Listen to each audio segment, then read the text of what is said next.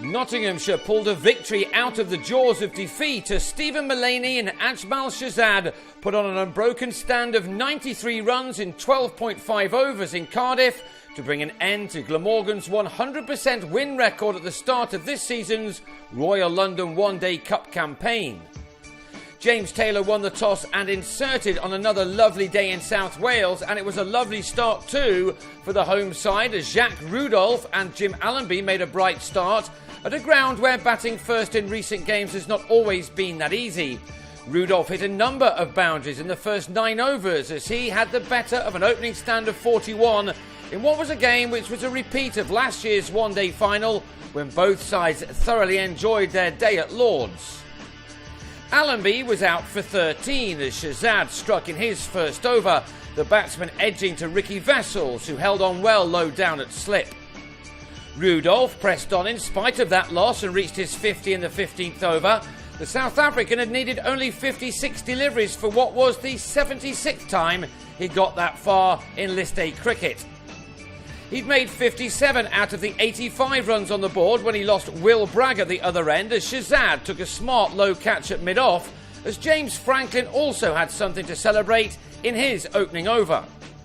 The Kiwi also struck in his third one, Murray Goodwin being bowled for 6 as Nottinghamshire began to peg their hosts back. The 100 was reached in the 23rd over before Chris Cook badly mistimed a pull shot off Franklin, feeding Vessels a simple catch at mid-wicket. David Lloyd then came and went quickly, edging Mullaney behind to leave Glamorgan on 122 for 5 after 29 overs. Nottinghamshire were bossing the middle overs against a side which had won its opening 2 Royal London One Day Cup games, and so the partnership between Rudolph and Mark Wallace was now an important one. Rudolph had just under 3/4 of the runs on the board when he turned this delivery from Shahzad behind square to bring up his 14th one-day 100. This one had been a priceless one for his team, his ton coming off 130 deliveries with 10 fours, only 2 of those coming after he'd made it to his 50. Alas for him, he was out next ball, yorked by Shahzad for 101, made out of a total of 161 for 6, which had been made in 39 overs. In the next, Wallace was run out after a mix-up with Graham Wagg. The Glamorgan skipper was left stranded with no chance of getting home as he went for 21. Wagg was then caught in the deep by Shahzad, a good catch too, although some at the ground suggested he'd gone over the rope as the Welshman slipped from 115 for 3 to 180 for 8 in 15 overs. Mullaney again excellent with the ball as he claimed figures of 2 for 26 from his 10 overs. Glamorgan's innings, Rudolph aside, had never really got going in spite of their decent start, but they did manage a strong finish through Andrew Salter. He took his team past the 200 mark in the 48th over, the best one of the innings for the home side as Harry Gurney was struck for 4 successive boundaries to all parts of this sun-drenched ground.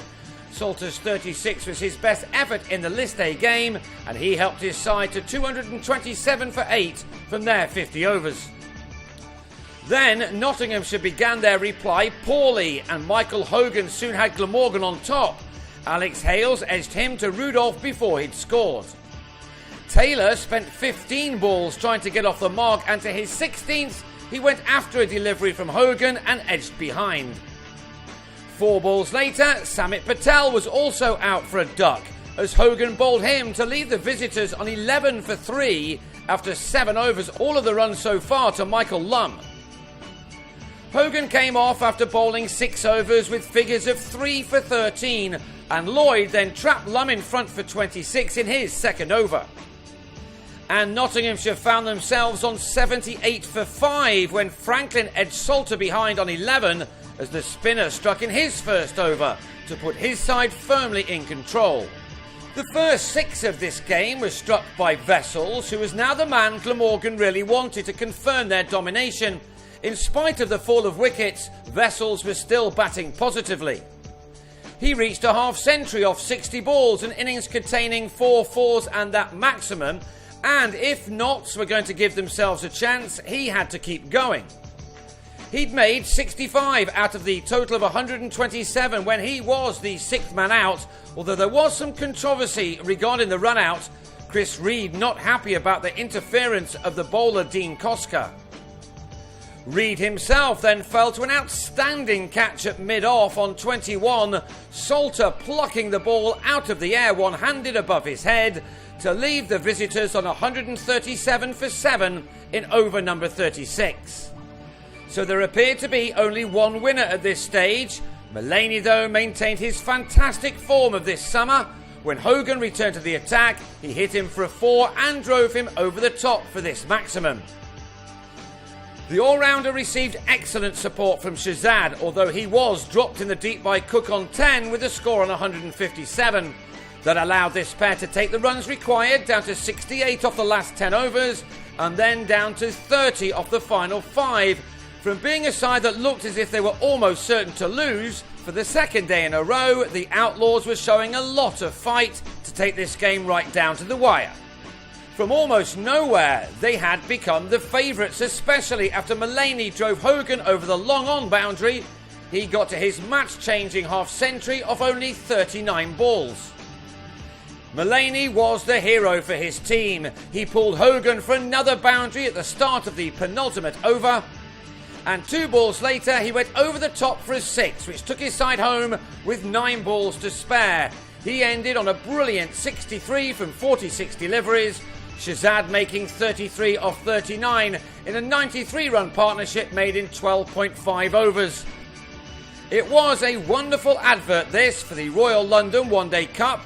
The 3-wicket victory puts Nottinghamshire top of Group B, and on this evidence a quarter-final spot should be grabbed. They now have 2 wins and 1 tie from their 3 matches. They take on Kent next in a day-nighter at Trent Bridge a week on Friday, while Glamorgan will look to recover also against Kent next Wednesday under the lights in Canterbury.